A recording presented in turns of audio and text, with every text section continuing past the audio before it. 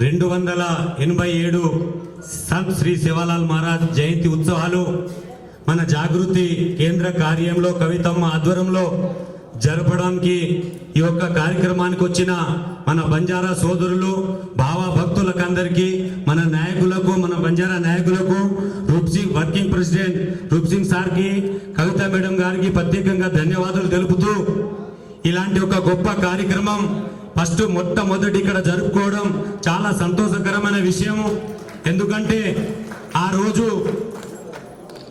జగన్మాత ఏదైతే సేవాలాల్ మహారాజ్కి ఒక కత్తి ఇచ్చారో, ఛత్రపతి శివాజీకి ఒక కత్తి ఇచ్చారో, అలాగే